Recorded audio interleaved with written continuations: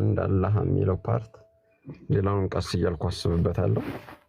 እሱም ፓርት ወድጄዋለሁ። እንግዲህ መሆን ሊኖር የሚገባው በነገር ላይ ራሱ አንድ አምላክ ሆኖ ራሱ አንድ ፈጣሪ መሆን የሚችል ነው ሊኖር የሚገባው እንደው ኢንጀነራል ራሱ ማለት ነው። እኔ በቃ የሚመቸኝ ይሄኛው ፓርት ነው። አንድነታቸው ሁለትነታቸው ሁለት ሲባዛ በሶስት ሶስት ሲካፈል አንድ እኩል ይሆናል። አንድና ሁለት ሶስት በቃ ደከመኝ። አልሄድም ወዴትም አልሄድም። አንዳንዴ በደም ያስረዱሻል። ምን ደከመኝ ታውቂያለሽ። ስለነሱ ማሰብ የምርሽን እኮ ነው የምልሽ። እኔ እኮ ስለመረዳት ነው አንድ አይነት ስለዚህ ነው በጣም ስልሽ እኔ የምር በሆነ እኮ ደስ ይለኛል እኮ እኔ በጣም ለመሆኑ እሞክራለሁ እጥራለሁ እና ጠዋት ከእንቅልፌ ስነሳ ግን እዛው ጋር ነኝ። በቃ ምን ላድርገው? እሺ ይገባኝ ታውቂያለሽ።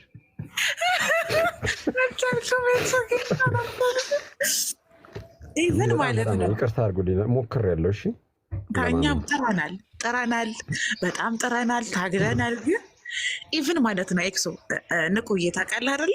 እስቲ በቃ እንደ አማኝ ብለህ እኮ ማለት ነው ይሄ ፓራዳይምህን ኦፍ አድርገኸው ልክ ስትተኛ አእምሮ ራሱ አንተ ሞኝ አሁን እንዴት አድርጎ ነው ሶስት አንድ የሚሆነው አንድ ሶስት የሚሆነው ስጋ መለኮት የሚሆነው መለኮት ስጋ የሚሆነው ድንግል ፈጣሪን ወለደችው ፈጣሪ እንዴት ይወለዳል እያለ ራሱ አእምሮ ማለት ነው እብድም ጅልም ነው የሚያደርግ። ይህንን እኔ እንደ ማክሴፕት የምናደርገው ነው ጥያቄው እኮ። ኧረ በጣም ከባድ ነው። በጣም ለመጃጃል ሞክሬያለሁ እና አንደኛው ፓርቲ ደግሞ በቃ እንትን ይለኛል ታውቂያለሽ፣ ግራ ያጋባኛል። ለምን እንደሆነ አላውቅም። በቃ ስገልጠው የሚታየኝ ሁሌ ምን ያውን ጥያቄ ነውና እንዴት ልመልስለት ይሄን ጥያቄ? ደግሞ መጥፎ እድሉም እንደው ታውቃለህ መልስ ብለው የሚያመጡት ራሱ ጥያቄ ነው። ያ እሱ ነው ከባዱ። ባይመልሱልሽ እንደው ዝም ቢሉ ይሻላቸዋል። የምር ዝም ቢሉ የምር እንደዛ ቢያንስ እኔ ይቀበላቸው ነበር። ወይ በቃ በጅልነት ነው ማለት ነው። ልክ እንደሚለው ሳዩ የሚያምኑ ብፁዓን ናቸው እንደሚለው በቃ እንደዚህ ዝም ብዬ ተጃጅዬ ልቀበለው ምናምን ትያለሽ። እነሱ ለመመለስ ሲሞክሩ ጭራሽ እንደሌለ እንዳልመጣ ነው የሚያስረዱሽ። እና ከባድ ነው የነሱ እንትን። መጥፎ እድል የሚያመጣው መልሳቸው ነው። የእውነት የሚመልሱላችሁ መልስ አሁን እኔ ቅድም ለጠየኩት ጥያቄ የተመለሰልኝ መልስ ወደ ሰማይ ድንጋይ ወርውሪ ነው ያስበለኝ። እዚህ ሀገር ስለማይቻል ነው።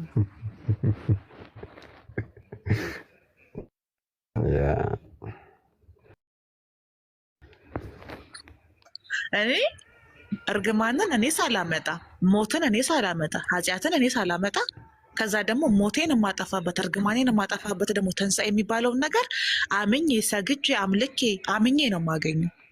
ያለ እኔ ፍቃድ ያገኘሁትን ነገር በእኔ ፍቃድ ዋጋ ከፍዬ የማሰሪበት እኮ ይሄ እኮ ማለት እኮ በምንም አይነት ሎጂክ እኮ መሄድ ነገር በእውነት ምክንያቱም ከኔ ፍቃድ ውጭ በእኔ ላይ የተደረገን ነገር ያደረገው አካል ነው ማስወገድ ያለበት አይደለ? ቆየ እኔ አምኜ ለማድረገው ነገር ነው። ኢቭን ለወደፊቱ ነው መጠየቅ ያለብኝ። ለወደፊቴ አሁን ኦፓል ከሆንኩበት ጊዜ ጀምሮ ለማድረገው ነገር ነው።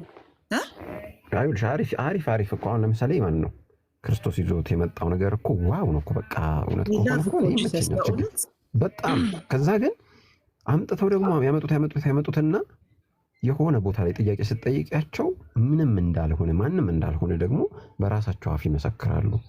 ለእነሱ እኮ በጣም ያገነኑት ያገዘፉት ምናምን እየመሰላቸው ነው። ግን መልሰው ራሱ የሚሰብኩሽ ቃላቶችና የሚነግሩሽ ቃላቶች ራሱ እኔ እንዴት እንደማይገባቸው ራሱ አይገባኝም። እኔ ኢቨን ማለት ነው እኔ ስለ ቁርአን ይበዛባቸዋል። ኤክሶ አሁን ይሄን ንቁዬ ቁርአን ለነሱ ይበዛባቸዋል የምልህ መጽሐፍ ቅዱስ 2000 ዓመት ሙሉ መልስ ያላገኘ ነገር ነው። መጀመሪያ የራስን መመለስ ነው የሚቀድመው ወይስ ደግሞ የነሱን የክርስትናን የመጽሐፍ ቅዱስን ስህተት ለመደበቅ? ቁርአን አንደኛ ቁርአንን አይቀበሉም፣ ሁለተኛ አያምኑበትም፣ ሶስተኛ ከንግግራቸው የምትነሳው ቁርአን እኮ አለ አኡዚ ቢላሂ እና ታምናላችሁ መኖሩን። ስለዚህ ይሄን የቁርአን የፈጣሪ ቃል ነው ማለት ነው። በእውነት ለማምለጥ ከመቸኮላቸው የተነሳ ልክ አይደለም አያስፈልግም የሚሉት እንዴ ምን ይለዋል? የ600 ዓመት ልዩነት ያለው እኮ ትናንትና እኮ ነብዩ መሐመድ ቁርአንን ያወረደው ብዬ ካልኩኝ እኔ ምላሴ ቆረጥ ከመጽሐፍ ቅዱስ እንደው መልስ ባጣ ከእንትን ላይ አመጣለሁኝ ከፍቅር እስከ መቃብር ላይ አመጣለሁ እንጂ በጭራሽ እኔ ቁርአን ጋር አይኔን በጨዋ ጥቤ አልሄድም። ሙሳ እኮ እንዲህ ነው፣ ሀዋ እኮ እንዲህ ናት፣ መሪማ እኮ እንዲህ ናት ይለዋል። እንደ ኧረ ሼም ኦን ዩ ጋይስ። እንደው ከቡዲዝም ውሰዱ፣ ቢያንስ የቡዲዝም አስተምሮ ከመጽሐፍ ቅዱስ ይቀድማል። ስለዚህ ከቡዲዝም ውሰዱ ወይ ከሂንዱይዝም ውሰዱ። እንደው መሄጃ ብታጡ እንደው መሄጃ ብታጡ ከማትቀበሉት የፈጣሪ ቃል አይደለም ትናንትና ነው የመጣው ከምትሉት ቁርአን ትወስዳላችሁ። ደግሞ እርግማኑ ቁርአን ያሉት ነገሮች ብታታ ሄደ ሰርች ስታደርጋቸው ሳይንስ ያመጣቸዋል። ሽሙንሙ እናድርገው። ከዛ እንዴ ነብዩ መሐመድ ምን አስበው ነው ምናምን ነው የምትለው። አሁን ነው የጻፉት ከ1400 ርምህ ድረስ አንድ አይነት ቋንቋ፣ አንድ አይነት ነገር፣ በቃ አንድ አይነት። ምናልባት ትራንስሌት ማድረግ ይሆናል ሊቀየር የሚችለው በሚያስደነግጥ ሁኔታ ራሱ ይመጣልሃል። ከኔቸር ጋር የተያዘ ከተፈጥሮ ጋር የተያዘ ከሰው ልጅ ጋር የተያዘ መለኮታዊ እና ስፒሪቹዋል ደግሞ ውስጥህ ነው ያለው። እሱን አንተ ነው ባለቤቱ ነው የሚያውቀው። ቁርአን ሲቀራ የሚሰማ ስሜት ከፈጣሪ ጋር ያለ ኮንታክት የአማኙ ነው እንጂ የአማኝ ሄዶ ጎግል አድርጎ የሚያገኘው ነገር አይደለም። ግን የተጻፉትን ነገሮች የምታገኛቸው የምታረጋግጣቸው የምታውቃቸው ናቸው። ሌላው ነገር ያልተበታተነ ሀሳብ፣ ወጥ የሆነ ሀሳብ፣ አንድ አይነት ሀሳብ፣ ተመሳሳይ ሀሳብ ያለው ቁርአን ላይ ነው። መጽሐፍ ቅዱስ ላይ መኃልየ ዘሰሎሞን ምን ሊሰራ ገባ አይታወቅም።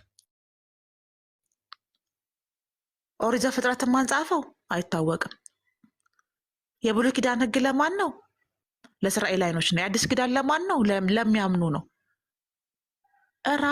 ራሱ ሀሳቡ ከመብዛቱ የተነሳ ሌላ 9 ሃይማኖት ያወጣል። እኔ እንደው በእውነት መኃልየ ዘሰሎሞንን ወስጄ ቆንጆ የእናነው ትምህርት ቤት ብከፍት ሁሉም ሰው ደንበኛ የሚሆን ይመስለኛል።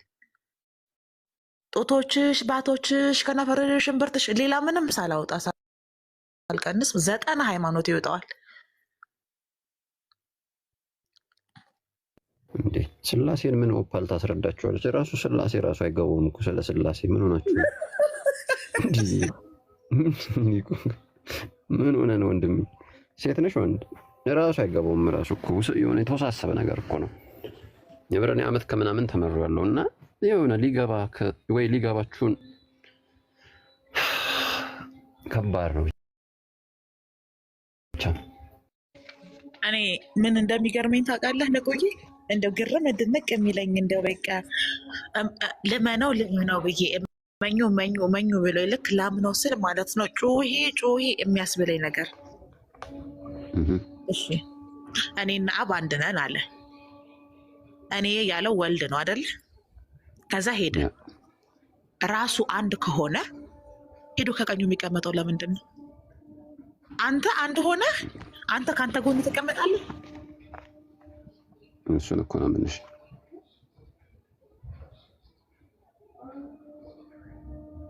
የሆነ በቃ አንዳንዴማ በእውነት እኔ ግሪን ሌጋሲ እየመሰለኝ ነው። እኔ ምን እንደሚመስለኝ ታውቂያለሽ? ይሄ በጣም ብዙ ጊዜ ዞር ብሎ ይጸልያል ምናምን ይላል መጽሐፍ ቅዱስና ታውቂያለሽ፣ ዞር ብለሽ ስትጸልይ ብዙ ጊዜ ወደ ጫካ ነው የምትሄጂው ወይ ወደ በረሃ ነው ምናምን። ይሄ ሰውዬ ወይ በረሃ ላይ ተለክፏል ወይ ደግሞ ዞር ብሎ ሲጸልይ የበላው ቅጠል ራሱ የበላው ቅጠል ራሱ አጥዞት ነው እንጂ እኔ እንጃ። ብቻ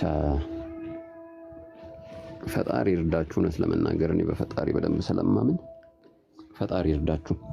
ለዛ ነው አሁን የእናንተ ይመቸኛል ለምላችሁ በአንድ አላህ ወይ ደግሞ አንድ ፈጣሪ ስለምትሉን አክሴፕት አደርጋለሁ። የምትሉት ነገር በጣም ነው የምወደው እኔ በጣም ምንም ሌላ ተጠሪ ስለሌለው ማለት ነው።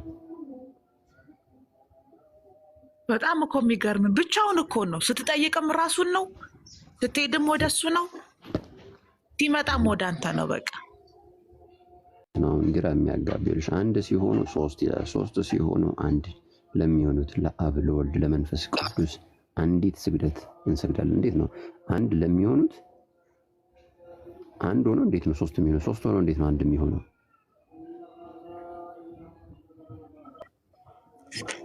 እኔ ግን የግብፅ አማልክት እንደሚመስሉኝ ታውቃለህ? እነዚህ 1 3 ምናምን የሚባሉት ነገር